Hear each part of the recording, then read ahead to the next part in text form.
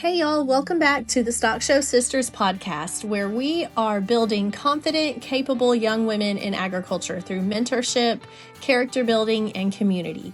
Today, I am joined by one of the most impressive young women in the livestock world, Ricki Nardiello. Ricki has shown multiple species at a high level. She's a student at Texas A&M, and she has gained incredible real-world experience through internships at stock shows, Washington, D.C., and even most recently, the King Ranch. And she represents exactly what the future of agriculture looks like. I am so excited for this conversation. Let's get into it.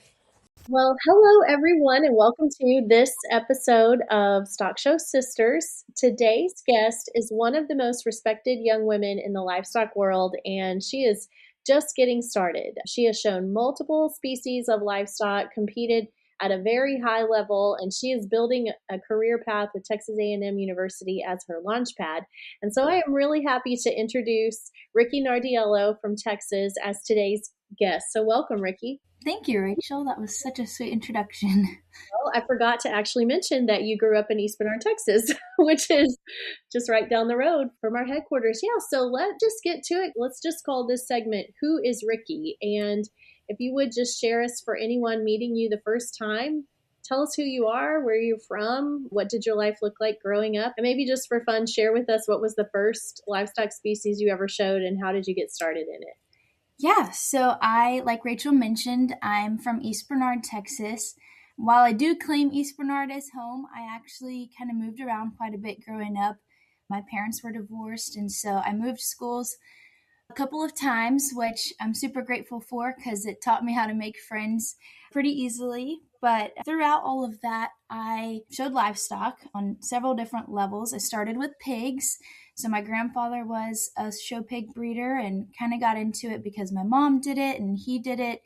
So I got started that way and then ended up in the breeding cattle world, which is kind of where I got reintroduced to Rachel. And I know that you and my mom had grown up together, but I loved showing kind of through all of those changes and moves. The barn was always a constant for me. And so that's kind of how I stayed super involved in the industry and just really developed a deep passion for it. Yeah, that's great. So how old were you when you first started showing? I was in the third grade, so I was 9. Yeah, third grade. Yeah, I know your grandpa we love him as a hog breeder and a cattle breeder, but yeah, you have a great family story and that's really cool. So you have shown multiple species throughout your junior show career. Can you just run through what all species you have shown? Yes. So, like I mentioned, I got started with pigs, which most people find shocking because I guess a lot of people associate me with the Brahman breed. But pigs were definitely my favorite. I showed them for 10 years, started showing heifers in junior high. So I think it ended up being about 5 or 6 years that I showed cattle.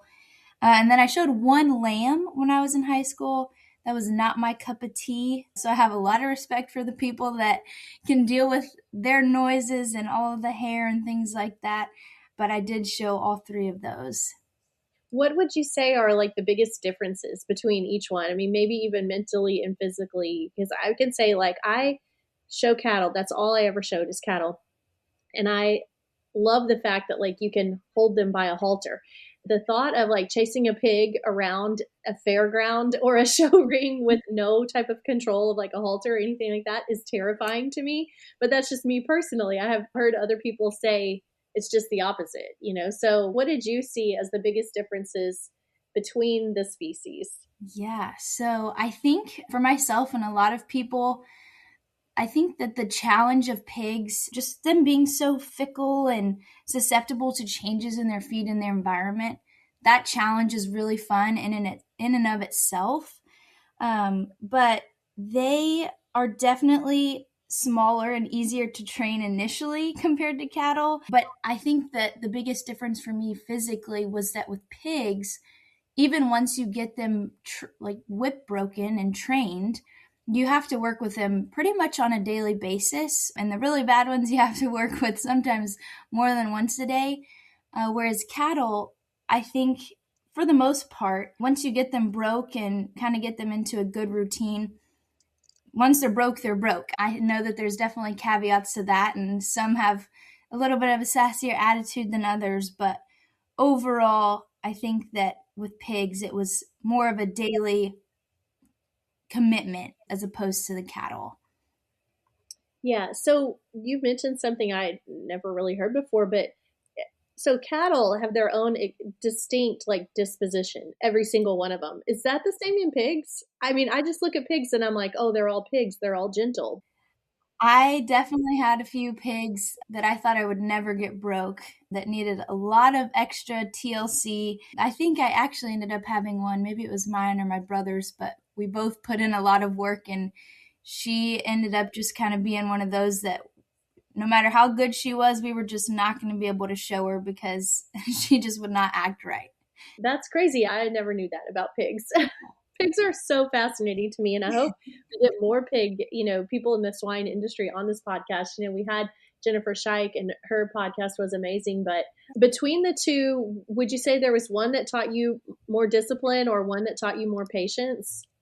Yes. So I think just going back to the daily training of both species, pigs probably taught me more discipline because you did have to, have that daily grind to get better and to see improvement. Whereas with cattle, I definitely learned a lot of patience, especially raising Brahman cattle. That progress and that change didn't really happen overnight. You really had to create a bond and build trust with each calf. And so I think that the cattle definitely taught me a lot of patience. Yeah. Have you ever heard of the thing called like this or that? I think it would be fun to do one that's like a stock show edition of this or that if you're ready for it. What do you think is more important, showmanships or genetics? I will say I was always more successful in showmanship. Yeah, I like both, obviously, but you can't have really one without the other, I think. They definitely go hand in hand. So, for your favorite time in the barn, early mornings or late nights? Probably early mornings. Are you one that prepares more with like quiet confidence, or do you get hyped up with like music and like hype on show day? Oh, definitely music. I am always listening to every genre. Do you have a favorite? Like, do you have a stock show playlist that you listen It's called my barn boombox playlist. to? I love that. Okay, what do you prefer, jackpot shows or major shows? Major shows. Yeah, I like that. What are some of your favorite majors? Ooh, I love Fort Worth. Just the environment is so different and the weather is so different than a lot of the others, especially than from where we're from. I love Houston. I think it's a great tool for advocacy, so I think I like it in that aspect. Mhm. Yeah, that's fun. Well, now that we've broke the ice a little bit, I'd like to move into some more serious topics. We love really just having open, honest conversations with successful women in the show livestock world and the agriculture world. And so I kind of want to talk for a little bit about maybe some of the pressures or the growth that young women your age, obviously I have two daughters, and you're probably 8 or 6 to 8, 10 years older than Molly. And you're one of those girls that I really hope Molly looks up to. And I know you've been through those hard teenage years. And so I'd like to just kind of talk a little bit about that. Did you ever have a season in your life where things were not going your way, whether it's like stock show or awards or just school activities, that things were not going your way the way that you wanted it? And how did you handle that? Yeah, well, I would be honored if Molly looked up to me. I think really the first one that kind of comes to mind is definitely when I was in high school. I think everyone goes through a season where, your roads kind of diverge from other people that you thought you would be lifelong best friends with. And I think from that experience and just, some of the actions and words that were said, I learned that it's okay, one, to not be best friends with everybody, but even more so that you can learn something from everyone no matter if you're friends with them or not. I think that experience really shaped how I approach other girls and other people just in general. Always, you never know what someone else is going through. And so it's the safest bet is to just treat everyone with kindness. Everyone has, their own strengths and things that they're passionate about. And it's going to be different from what you care about and what you're good at.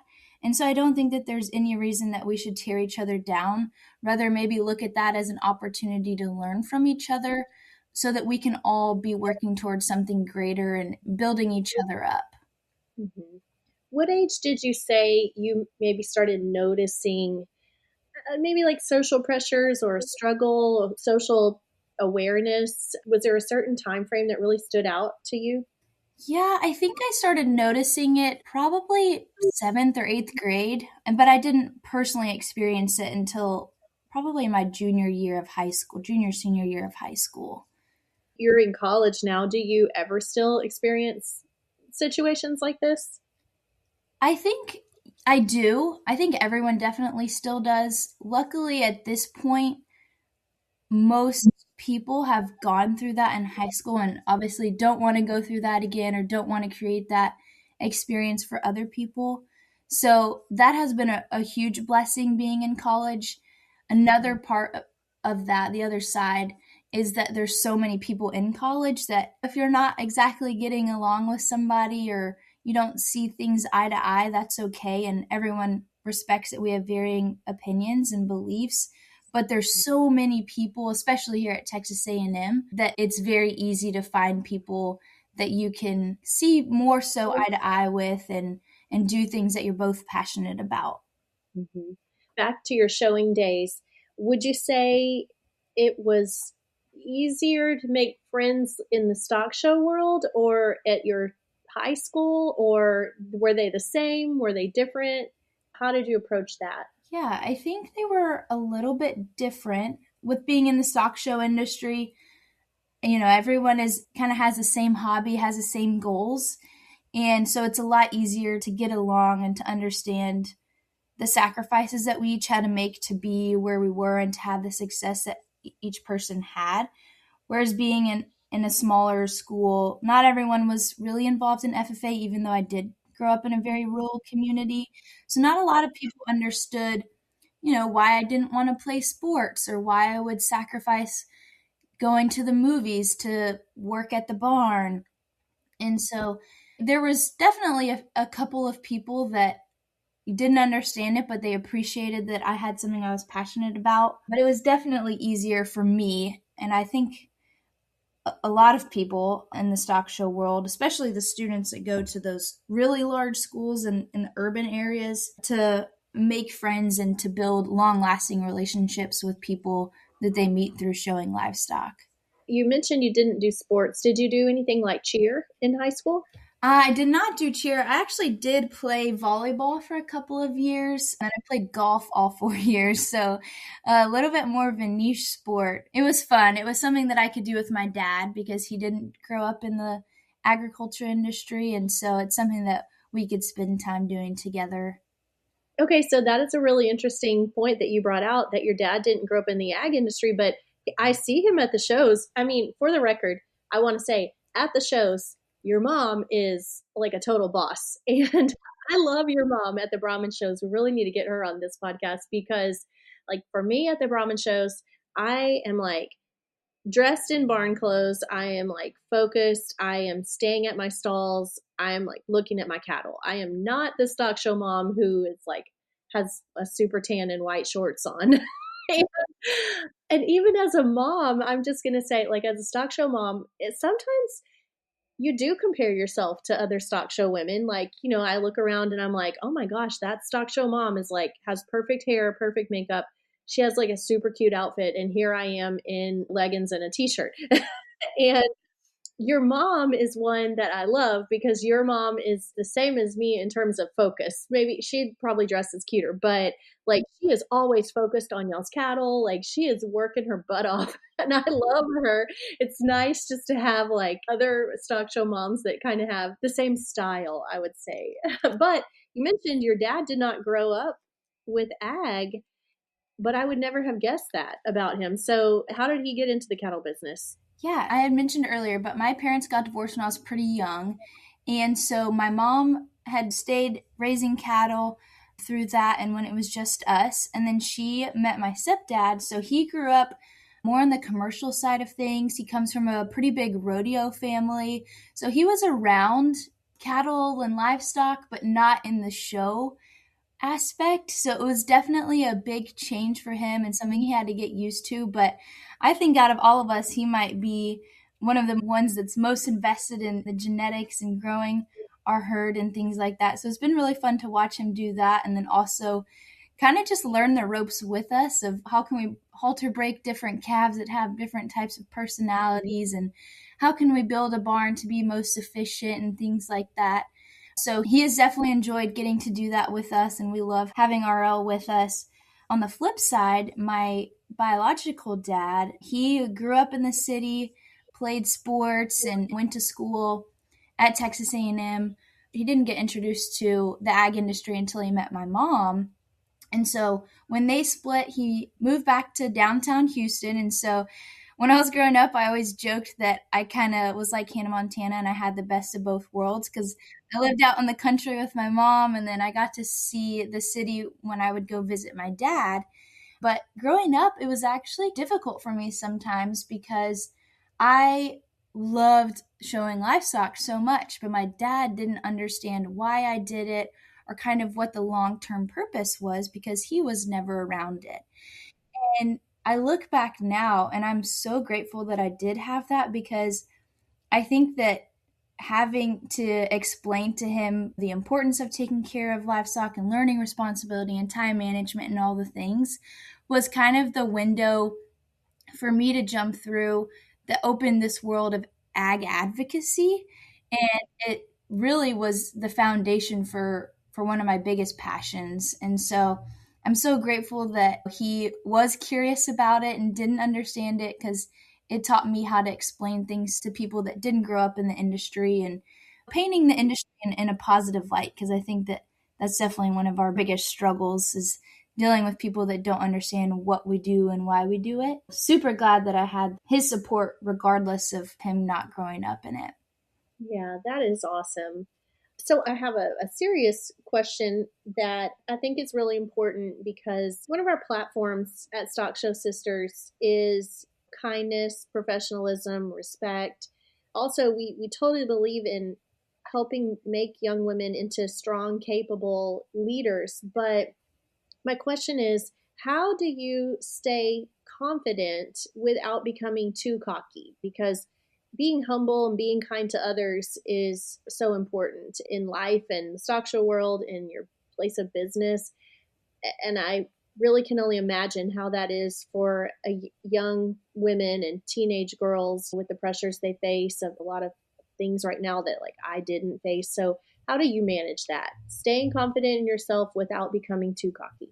That is so true. So important to be confident in today's world. But I have learned that to be confident is to be comfortable. And the only way that you can become comfortable with yourself and with, your actions and your words is to practice them, and to practice them kind of like you said, with humility. It's hard to do new things and to maybe change your attitude or your perspective, but the more you practice it, the better you get at it, and the more confident you'll be at being positive and treating other people, the way that you want to be treated. And so I think that kind of on the opposite side of that, and being confident in your skills and your abilities, I have always been taught to hustle in silence and then let your success speak for itself. And so I know that from the outside looking in, a lot of times, especially in the stock show world, people think that our number one goal is to win a show or to win our class, which is great. And I think that, everybody definitely wants those things. But when you reflect back after your junior show season, myself included, I never won a show. I never won my class at a major. And that's not what defines success for me. And that's not why I was confident and why I wanted to show livestock. I think that a lot of those skills and those life lessons that I learned, we hear it all the time. We learn responsibility and time management and all that, but it's so true. And it definitely sets us apart from our peers after we get out of the show world. But definitely just working towards it, and in your own time, working towards being a better person, having a positive perspective, and refining your skills, those will speak for themselves when you go out and interact with people. That is really great insight. I also completely believe in the hustle and silence mindset. But one thing I struggle with is I believe in hustle and silence, but I also own a marketing agency, and our job is promoting products and people and cattle. And that's something I personally struggle with. If I had my choice, I would not be on social media whatsoever. But in order to build our business and our brand, I have to be on social really for our ranch. We need to be making a post every day. So thinking as a person from a personal perspective, how do you balance the mindset of hustle and silence with social media? How often do you post? What types, if you do post, where are you posting and what type of things are you posting? Because you do want to build name recognition and put yourself out there, but still be humble. Yeah, that's such a good point. And while social media has blown up, and I guess really since my lifetime, but I feel like just even in the past 5 years, the marketing side of things has, from my eyes, just completely exploded for the better, for sure, in the stock show world and really just the ag industry in general. I think on a personal note, like you said, you do need to market yourself. In my case, I'm currently in the job search. I'll graduate in May, and so a lot of people that probably interview me I may not have met before, and so the first place they're going to go look to learn things about me is on social media. And so for myself, I personally only use Instagram, Facebook, and LinkedIn. My Instagram is probably more of the fun things, more aesthetic pictures. I'm definitely no photographer or anything like that. So the quality and all of the different filters and all that stuff I play around with, and it's probably not the most cohesive Instagram page you've seen. But I kind of do that one for fun. But with that in mind, on Instagram, I think a big thing, and I've even noticed this just for different internships that I've done, is you definitely need to keep it appropriate. I think that one, just dressing appropriate in general is important, but posting things, they say, would you want your grandma to see this? Yes or no? And that should tell you whether or not you should post something on social media.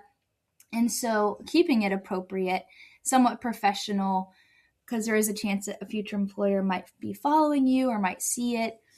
And then on Facebook and LinkedIn, I pretty much post the same things. I think the number one thing that I always keep in mind when I'm posting about an opportunity that I've been able to be a part of, or maybe an award that I've received, is to give gratitude where gratitude is due. Success does not happen by yourself, and there's always somebody that played some type of role in helping you achieve an award or get an internship or get a job or get to go on a study abroad. And so making sure that you're thanking those people definitely goes a long way. And just sharing things for what they are. I don't think that there's any need to, blow things up out of proportion. I think you had actually made a post not too long ago about the correct naming of different class and division winners and things like that. And I could not agree more, because from the champion's perspective or the winner's perspective, you're kind of discrediting the hard work that they put in and what they achieved. And so I think just keeping that in mind, it's never a bad idea to post on LinkedIn or to post on Facebook that you had the opportunity to intern somewhere or that you received an award, but just making sure that you're thanking the right people and that you're just sharing things for what they are is really what I try to keep in mind when I post on social media. Hi, I'm Carol, and I've been a part of the Ranch House Designs team for over 10 years. As a proud mom of 2 girls who show sheep and goats and stay busy with sports, I know the value of reliability and a quick turnaround. And that's exactly what the Ranch House Designs Web Updates team delivers. When you have a website with Ranch House, you get unlimited updates, all guaranteed within 3 business days. And 99% of the time, we take care of them the same day. It's just one of the ways we make sure your brand is always at its best. Visit ranchhousedesigns.com to get your free quote today. I'm actually social media stalking you right now. You have an excellent social media presence, and I'd kind of just like to break it down for any of our listeners. But I notice on your Facebook, you have a very beautiful professional profile picture, and I'm going to even break it down pretty detailed. It's like a long sleeved, higher necked, very professional outfit. So anybody who looks at that is going to get a great representation of you, whether it's a fellow classmate or a potential employer. Like the profile picture that you have is so professional. And then just looking at your Facebook content, it looks to me like you share a lot of content from other sources. Like you shared that you were interning at the Cattlemen's Congress. You shared the Arizona National show. You share like some breeders, different breeders, share a lot of College of Ag. So your Facebook content is a lot of just general sharing, which I think is a really nice position. And then your social media content, when you look at that, like every picture is you're smiling, you're associated with other peers your age, you're at an event, those sort of things, but it's all professional. Like I don't see one party picture on this feed anywhere. I don't see any picture where you're dressed inappropriately, anything like that. And so it's an exceptionally well done social media presence that anybody would look at and be impressed. Well, thank you. Do you ever have to go through and do like a social media edit? Do you ever look at, say, oh, maybe I shouldn't have posted that and take it down or anything like that? I've definitely taken things down, but more so because they were just embarrassing because they were young. There were pictures from, middle school, early high school where I look a lot different now, and maybe I had braces back then. And not that it was anything necessarily inappropriate, but I also just kind of like to go and purge. I think maybe even on Instagram, I probably have 50-ish posts, which not that that's too many, but just to keep enough on there to tell a story about myself. I don't think it's a bad idea to necessarily go and kind of just clean through things if maybe they don't match your aesthetic or your vibe anymore. I need to do that myself. I'm looking at my own Instagram, which I don't use very much, and I have 800 posts, but they go back for like 10 years. So I probably need to do a purge. That's a great idea. Well, that was an excellent discussion. Let's move into, where you are now, because you're a student at Texas A&M. You're very involved in the College of Ag. What drew you to Texas A&M?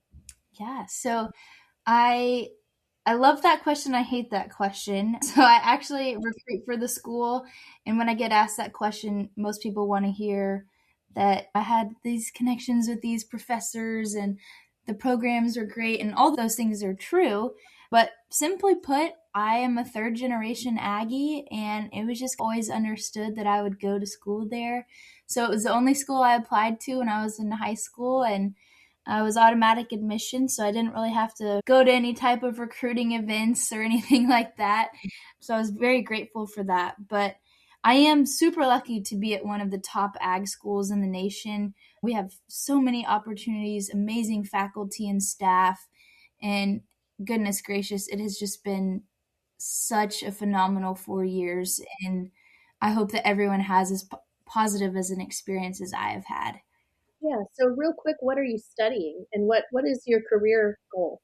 Yeah, so I am studying agricultural economics, and then I have minors in sales and ag leadership. Basically, I had got those because I didn't want to graduate early. That's pretty much all they mean, but those two have also been super interesting to learn about, and I've met some really great people through those programs. I actually went into Texas A&M and the Ag Economics Department with a super strong interest in policy and lobbying. Like I mentioned earlier, I had this bug for advocacy, and so I thought that was a perfect avenue for me to be in the professional world, but also continue to advocate for the industry that I grew up in. And unfortunately, all of those plans kind of got turned upside down. I had the opportunity to intern in Washington, D.C. this past summer through the Agricultural and Natural Resources Policy Internship Program at Texas A&M. Had a phenomenal experience, met some wonderful people. I got to work with some top-notch staff on the Hill and loved every second of it. But through my reflection at the end of the summer, I realized that DC and maybe even just the policy and government industry as a whole wasn't where I belonged. It wasn't really something that aligned with my strengths. And so I'm actually in a lull right now where I'm trying to figure out what type of career would be best suited for me, at least as a next step. I think the best thing that I could have done is pick a degree that's pretty versatile, and I've taken classes from marketing and finance to supply chain and data analytics. So I have a pretty wide range of exposure to different careers, which I've been super grateful for. But yeah, that's one of those real life college student struggles. I know there's quite a few of my peers that are kind of in the same boat. So definitely nothing wrong with changing your career, changing your major when you're in college, but it's real. So Yeah. Well, I know from looking at your Instagram that you do a ton of internships and you're super active. I would say a ton of maybe internship is not the right word, but you go work at the livestock shows, you travel a lot, and then you do regular summer internships. How do you manage all of that? yeah, that's a great question. Definitely have to ask myself that quite a bit. How am I surviving all of this? Well, I will start by saying that I came in with a plan, very type A. I had my heart set on it, classes I would take that would set me up for a career in policy, but I always knew in the back of my mind that not that I necessarily needed a backup plan, but that realistically speaking, I come from a very small community. So I did have minimal exposure to the different careers in the ag industry growing up. And so I wanted to learn and expose myself to as much as I could. So that's why I try to be super involved and try new things and meet new people. But the way that I've kind of learned, and I really didn't master it until probably this past fall to manage all of the different things, is one, I live and die by a Google Calendar. It's insane how dependent I am on it. But there's so many things going on, often at the same time, that I need something or someone to help me remember, or else I will forget. I jokingly tell myself that I'll sleep when I'm dead, which is probably not the best thing to say, but sometimes it helps me get through times when I'm a little bit sleepy or over caffeinated. And then the last thing, and probably definitely the most important, is I have really taken the time to realize that I have to invest in self-care. And in that, and that can look like a multitude of things for different people. For myself personally, the number one thing is having a very strong relationship with God. So through that, really developing a strong prayer life has been super important for me to be successful and to balance everything. There's a quote by St. Francis that says, "Every one of us needs half an hour of prayer a day, except when we are busy. We need an hour." So I think that is so true. But yes, definitely the Google Calendar, caffeine, and having a strong relationship with God. When is your prayer time? Do you do that? Do you prefer early in the morning? Do you do it at night? Anytime you can fit it in? Yeah, so when I'm super busy, it definitely looks like when I can fit it in. I love to pray in the car. So I'll turn my music down or I'll turn on some instrumental worship or some Latin hymns and I'll pray in the car. That's probably the most effective time for me. Yeah, I like to pray in the morning and at night. Of course, we pray like we're still in our house. We still have young girls. And Mhm. so we pray every night. We pray on the way to school, but like anytime, yes, Yes. God wants to talk to you anytime you want. So anytime you can. that's right. So, would you mind sharing just some of the internships that you've done? Yeah. So to kind of give a general overview, I've done a little over 10 different stock show internships. I had a positive experience at all of them. They were so fun, and a couple of those shows I had actually never been to before I interned at them. So, got to meet a lot of really cool people, see a new city. Let's see, after my freshman year, I interned with the American Brahma Breeders Association as their junior nationals intern. So I helped put on the All American. I guess that would have been in 2023. And then after my sophomore year, I interned with King Ranch Incorporated, which I loved so much. It was a great experience. And then this past summer, I was in Washington, D.C., in the House of Representatives, working for one of the Texas Republican congressmen. That is amazing. It's been a while since I was your age, but honestly, I did the same thing. I would take any possible internship or job opportunity or anything. And some of them you love. I mean, you said you've had a great experience at all. I had some that were maybe a bit more challenging than others, but even then, if you are in a challenging situation, you can still learn something from it. You can learn something no matter what, even if you're learning, hey, maybe this isn't the way that I would like to do this in the future or something like that. So I'm all for internships of learning and using that to learn any way you can. Yes, that is so true. And I think one of the biggest lessons I've learned through all of it is that it might be more important to learn what you don't want to do than to confirm what you do want to do. So, I mean, they're definitely both very important, but wow, if I would not have interned in DC this past summer, I might be going there after graduation and be stuck and not like it. So, I'm so glad I did it and that I had such a great team to work with while I was there. So, So, if you could just give us quickly some advice, what you have landed some amazing internships. Do you have any tips of like how to get noticed for an internship, how to get that interview, or interviewing tips or anything like that? yeah, definitely use your resources. A lot of schools, Texas A&M is super good about this. We have an entire building and program called the Career Center, and they will review your resume. They'll do mock interviews with you. They'll help you edit your cover letters, things like that. They'll look through your LinkedIn pages to make recommendations. And so definitely using your resources at your school. They might be smaller schools, but any resource is a good resource. There are tons of people that offer all the time, and I don't think that anybody would offer if they don't mean it, but people that offer to help you with your resume or your cover letter, even if you just want to have an extra set of eyes to look for grammar mistakes, that can save a lot of headache and could possibly land you an internship that maybe you wouldn't have gotten if you had a spelling mistake in it. So definitely using those resources and taking people up when they offer to help you. That is great advice. We're at about 40 minutes in, and I think now is the time to let people in on our exciting news. So, our exciting news is that Ricki is going to be joining our team as one of our podcast hosts.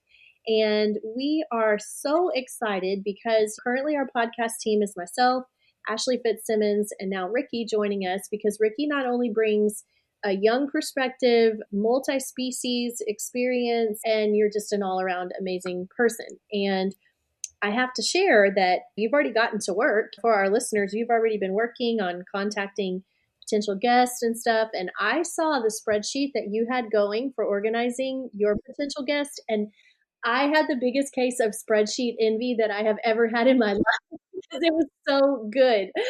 I like showed everybody around the office. I'm like, look at this spreadsheet. Oh, that's your type A coming out. Yes, I know. I think you had used like the color maybe for the headings and stuff was maybe pink with a white background. And I will say I have never considered using pink on a spreadsheet. Like blue is always my go-to. But since I saw yours, I have started working it in and I love it. But yeah, so we were looking for another guest host to join our podcast, and you were the perfect fit. And so maybe just share with what are some of the topics you're looking forward to bringing to this podcast. Yeah, so I think some of the things I'm super passionate about, and a lot of my friends and mentors could definitely agree. One is professional development, but not in the sense that we're going to sit down and share with you how to write a resume, but just how important it is to invest in yourself so that you can have a good foundation as a young female going forward to launch your career. With that, again, mentorship is so, so important. I have so many phenomenal people in my life that have given me great advice, whether it be once, 3 times, or even 10 times.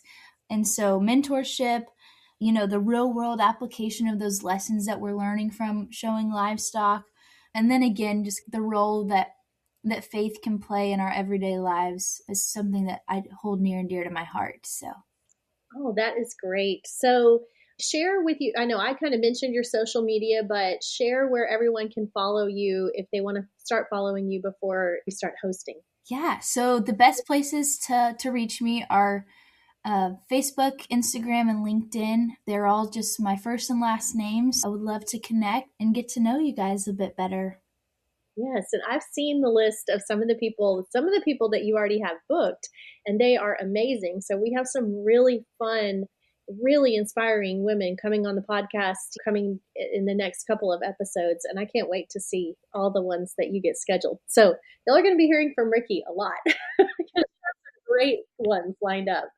Yeah, so just kind of closing, Ricki, thank you for joining us, and we can't wait to hear you on this side of the microphone. You are the kind of young woman that we want standing in front of the Stock Show Sisters brand, standing in front of the whole agriculture industry, because you represent such a good image, and you're proof that excellence and hard work and humility can all exist in the same person. And beauty. You are a beautiful, and you are so professional and so kind, and you are just a great role model for every young stock show girl out there. Oh, thank you so much. I have thoroughly enjoyed getting to chat with you today, and I can't wait to share some great things with our listeners going forward. So I'm looking forward to it. Okay, thank you so much, and thank you guys for joining us here on Stock Show Sisters. Remember, we have new episodes that come out every week, and we have a great Facebook group. We have a page as well as a group. Our group has 2,500 members in it. It's a great group where you can post questions, encouragement, Bible verses, anything you want to do. So thank you for listening, and we hope you have a great week.